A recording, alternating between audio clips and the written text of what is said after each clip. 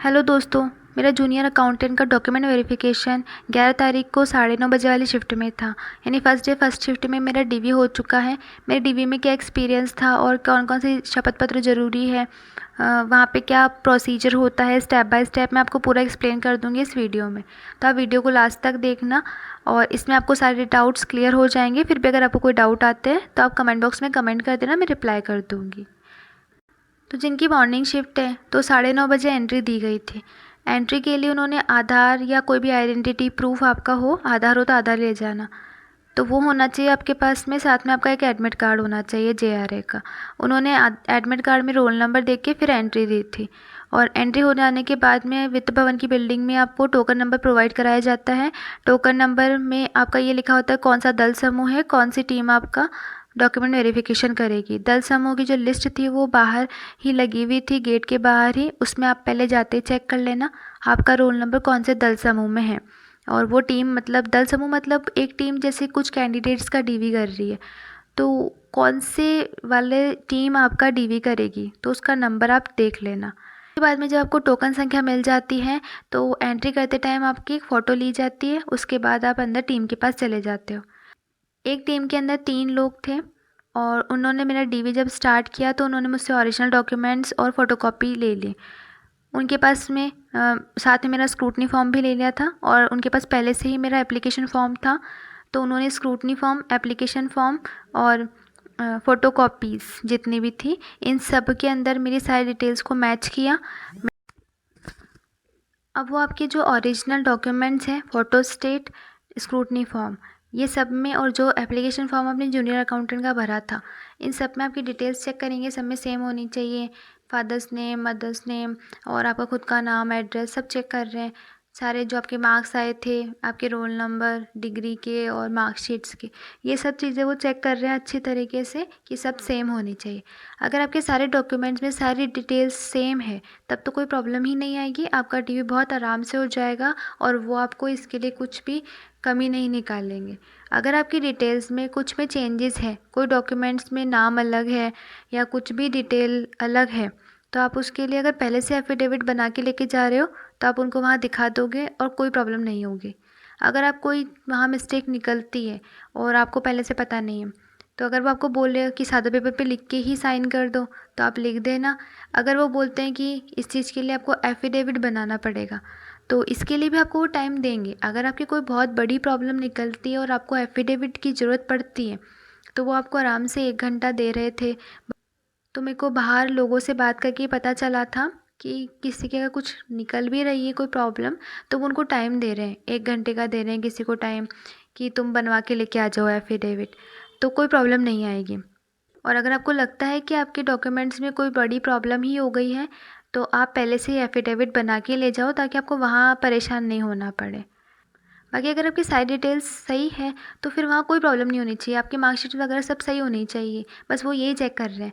तो इसलिए कोई बहुत बड़ी प्रॉब्लम है ही नहीं डीवी के अंदर, बहुत आसानी से हो जाएगा। टीम भी बहुत कोऑपरेटिव है और बहुत आराम आराम से चेक किया था। मेरा तो पहला ही था इसलिए उन्होंने बहुत आराम से चेक किया था और कोई प्रॉब्लम हुई नहीं थी। अगर कोई डॉक्यूमेंट में कुछ चीज़ की ज़रूरत होती है तो वो आपको टाइम दे रहे हैं और आप उस टाइम में वो चीज़ बनवा के लेके आ सकते हो। इससे ज़्यादा कोई प्रॉब्लम नहीं होगी। और वो ऐसे क्लियर, उनको ये गाइडलाइंस दी हुई है कि उन्हें क्लियरली ऐसे नहीं बोलना है कि आपके डॉक्यूमेंट्स में ये कमी है, हम प्रोविज़नल कर देंगे या नहीं करेंगे। तो ऐसा कुछ वो क्लियर आपको बोलेंगे नहीं। अभी वो केवल आपकी डॉक्यूमेंट्स जो आप लेके आए हों उनको रख लेंगे और अगर कोई कमी निकलती है डॉक्यूमेंट में तो आपको बोल देंगे कि ये आप लेके आ जाना, आपको एक टाइम दे देंगे। तो इस तरीके से डीवी आराम से हो गया था। मेरे डीवी में तो कोई प्रॉब्लम आई नहीं थी। तो अब देखो, शपथ पत्र आपको जाति का अगर आपका 1 साल से ज़्यादा पुराना है तो आपको चाहिए होगा। अगर 1 साल से ज़्यादा पुराना नहीं है आपका कास्ट सर्टिफिकेट तो आपको कोई शपथ पत्र की ज़रूरत नहीं है। मेरा ओबीसी सर्टिफिकेट 2022 का था इसलिए मैंने 2022 वाला भी लगा दिया था, एफिडेविट भी लगाया था और 2024 वाला भी मैंने बनवा लिया था, इसलिए मैंने साथ में लगा दिया था तीनों ही। तो आप वो लेके चल जाना। एक शपथ पत्र कूट रचित वाला हो जाएगा। संतान दहेज धूम्रपान का आपने बनवा रखा है तो ठीक है, नहीं बनवा रखा तो भी कोई प्रॉब्लम नहीं है।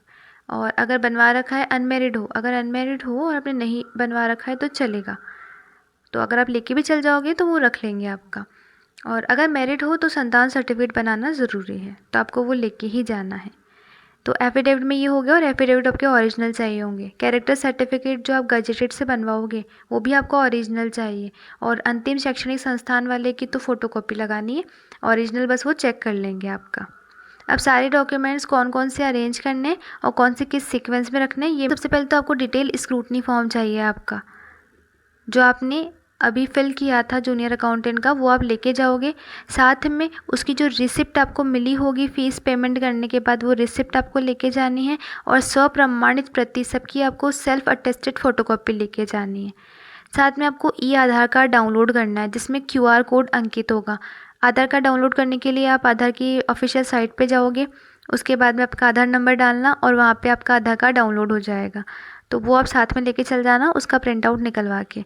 तो वो आपसे मांगे तो आप फीस की रिसिप्ट और ये प्रिंट आउट आधार कार्ड वाला ये भी दे देना। साथ में आपको CET का स्कोर कार्ड भी लेके जाना है। ये स्कोर कार्ड आपको SSO ID से मिल जाएगा, या आपका एक लिंक मैं इस डिस्क्रिप्शन बॉक्स में प्रोवाइड कर दूँगी, वहाँ से आप डाउनलोड कर लेना उसको। तो CET का स्कोर कार्ड भी साथ में लेके जाना है। भी लोगों का स्क्रूटनी फॉर्म फिल नहीं हो पाया था, ये 100 रुपये का पोस्टल ऑर्डर केवल उनको लेके जाना है, क्योंकि जिन लोगों ने ऑनलाइन फिल किया था उन्होंने फ़ीस पेमेंट ऑनलाइन कर दिया था, तो उन्हें नहीं लेके जाना। लेकिन जिनका स्क्रूटनी फॉर्म फिल नहीं हो पाया था वो अपना स्क्रूटनी फॉर्म ऑफलाइन फिल करेंगे, इसलिए 100 रुपये का पोस्टल ऑर्डर लगाना है। अब डॉक्यूमेंट्स देख लेते हैं कौन कौन से चाहिए। सबसे पहले आपको इसी तरीके से अरेंज करना है, आप पहले से अरेंज करके ही लेके जाना। सबसे पहले है 10th की मार्कशीट। अगर आपका सर्टिफिकेट अलग है तो उसके बाद सर्टिफिकेट लगा देना। अगर एक ही है तो 10th की मार्कशीट लगाना। सेम ऐसे ओरिजिनल और सेम ऐसे ही फ़ोटोस्टेट, दो अलग अलग सेट बनाना, एक ओरिजिनल का एक फ़ोटोस्टेट का। एक फ़ाइल के अंदर आप अपने ओरिजिनल डॉक्यूमेंट्स को अरेंज करना, और एक फ़ाइल बना लेना जिसके अंदर आपके फ़ोटोस्टेट लगा देना। सबसे पहले 10th की मार्कशीट 12th की मार्कशीट हो गई, ये 12th की मार्कशीट लगा देनी है। उसके बाद में अगर सर्टिफिकेट अलग है तो वो लगा देना है। इसके बाद ग्रेजुएशन की तीनों ईयर की, अगर आपका 3rd ईयर सिस्टम था तो आप तीनों ईयर की मार्कशीट लगाओगे, अगर सेमेस्टर सिस्टम था तो आप सेमेस्टर की मार्कशीट्स लगा देना। सारी मार्कशीट्स को सीक्वेंस में ही लगाना। इसी तरीके से फ़ोटोस्टेट भी सीक्वेंस में लगाना। अगर आपकी कोई बैक वगैरह आई थी तो आप उसी के साथ में ही उसके पीछे लगा देना। तो सारी लेके जाना, चाहे कितनी ही बैक हो चाहे कितनी ही मार्कशीट्स हो, कोई बोझा नहीं होता है उसके अंदर, इसलिए आप सारी ये साथ में लेके चल जाना। इसके बाद में आपकी ग्रेजुएशन की डिग्री, अब यहाँ डिग्री जिसकी आ चुकी है तो वो डिग्री साथ में लेके जाना, और अगर आपकी डिग्री नहीं आई है तो आप अपनी प्रोविजनल डिग्री भी लेके चले जाओगे तो कोई प्रॉब्लम नहीं है। इसके लिए आपको कोई एफिडेविट नहीं देना है, तो डिग्री हो तो डिग्री लगा देना है इसके बाद में। इसके बाद में अगर आपने आपकी मास्टर्स डिग्री भी फिल की है आपके स्क्रूटनी फॉर्म में, तो आप यहाँ पे मास्टर्स की भी आपकी सारी मार्कशीट्स लेके चल जाना। जैसे आपने MA MSc MCOM किया है तो वो सारी मार्कशीट्स लगा देना। इसके बाद में ग्रेजुएशन की मास्टर्स की भी आपकी डिग्री लगा देना। फिर कंप्यूटर सर्टिफिकेट, अगर आपका कंप्यूटर सर्टिफिकेट RACIT है तो आप RACIT लगाना, उसका डिप्लोमा और सर्टिफिकेट एक ही होता है। लेकिन अगर आपने कोई और कंप्यूटर की डिग्री कर रखी है या कोई और क्वालिफ़िकेशन है आपकी, तो वो सारी मार्कशीट्स आप सीक्वेंस में लगा देना। तो इस तरीके से आपका कंप्यूटर संबंधित डिग्री का हो जाएगा। मूल निवास प्रमाण पत्र आपका चाहे कितना ही पुराना हो, बस डिजिटल होना चाहिए, वो चल जाएगा। उसमें वो कोई कुछ नहीं बोल रहे हैं, आपको नए की भी कोई ज़रूरत नहीं है। पुराना होगा तो भी चल जाएगा, आपका नया होगा तो भी आप साथ में लगा देना उनको, लेकिन पुराना ज़रूर लेके जाना। आपका भले अपने मूल निवास नया बनवा लिया हो, लेकिन आप पुराना ज़रूर साथ में लेके जाना, भले वो दोनों दे देना। इसके बाद है जाति का प्रमाण पत्र। आपका जाति प्रमाण पत्र आप EWS, MBC, OBC, SC ST किसी के भी हों, आपको आपका जाति सर्टिफिकेट लगाना है। अब सर्टिफिकेट अगर आपका 1 साल से ज़्यादा पुराना है तो आपको साथ में एफिडेविट भी लगाना है। अगर 1 साल के अंदर अंदर तक का था फॉर्म भरने से, तब वो किसी भी तरह के एफिडेविट की कोई ज़रूरत नहीं है। अगर आपका 1 साल से ज़्यादा पुराना हो चुका था और आप एफिडेविट भी लगा रहे हो, तो साथ में ही उसके भले आपने नया बनवा लिया हो तो वो भी लेके चले जाना। इसके बाद अन्य प्रमाण पत्र के अंदर आपके अगर इनमें से कोई भी सर्टिफिकेट एप्लीकेबल होते हैं, दिव्यांगता का, उत्कृष्ट खिलाड़ी, विधवा, परित्यक्तता, तो भूतपूर्व सैनिक, अगर ये सब आपके अप्लाई होते हैं तो आप वो सारे सर्टिफिकेट लेके जाना। संतान संबंधी शपथ पत्र, जो मैरिड है उनको तो कंफर्म लेके ही जाना है। जो अनमेरिड है उन्होंने अगर एक ही में सारा बनवा लिया है तो आप वो लेके चल जाना। और बाकी हमारे शिफ्ट वालों के तो किसी किसी के बोला था कि अनमेरिड वाले अगर संतान वाला नहीं भी लेके आए हैं तो कोई प्रॉब्लम नहीं थी, कोई इशू नहीं था ये। इसके बाद गजेटेड वाले 2 कैरेक्टर सर्टिफिकेट लेके जाने हैं आपको, ये ओरिजिनल सबमिट होंगे। इसके बाद जो शपथ पत्र ये जाति प्रमाण पत्र के संबंध में है, तो वो मैंने बता दिया किसको लेके जाना है, नोटरी वाला जो आपने ऑनलाइन अपलोड किया होगा। इसके बाद हस्तलिपि वो जो ओरिजिनल थी आपने फिल की करके अपलोड किया था, उसी को वहाँ दे देना। इसके बाद जो शपथ पत्र था कूट रचित डॉक्यूमेंट्स नहीं होने का, तो ये वाला शपथ पत्र भी आपको देना है। इस तरीके से जो भी आपको जितने भी डॉक्यूमेंट्स चाहिए होंगे वो सारे मैंने बता दिए हैं कि आपको कौन कौन से डॉक्यूमेंट्स चाहिए, और गाइडलाइंस वगैरह सब आप ध्यान से पढ़ लेना। एक बार इस पीडीएफ को खुद चेक कर लेना कि कौन कौन से डॉक्यूमेंट्स आपको लेके जाने हैं, उसके बाद आपके सारे अरेंज कर लेना। एक चीज़ और, आपको 2 फ़ोटो भी देनी पड़ेगी, तो वो आप लेटेस्ट भी लेके जा सकते हो, और अगर आपके पास ऑनलाइन फॉर्म में अपलोड की थी वो वाली है तो आप वो वाली भी दे सकते हो, तो इसमें कोई प्रॉब्लम नहीं है, आप कोई सी भी दे सकते हो। जो पीएच कैंडिडेट हैं उनका अभी कल एक न्यूज़ आई थी कि जो पीएच कैंडिडेट हैं उनका एसएमएस हॉस्पिटल में ही मेडिकल हो रहा है, तो आप वहाँ चले जाना, डीटी वाले आपको बता देंगे कि आपका मेडिकल कैसे और कब करवाना है। तो सारे डॉक्यूमेंट्स आपके ओरिजिनल भी होने चाहिए, फ़ोटोकॉपी भी होनी चाहिए, और फ़ोटोकॉपी सेल्फ अटेस्ट होनी चाहिए। बस इन सारी बातों का ध्यान रखना।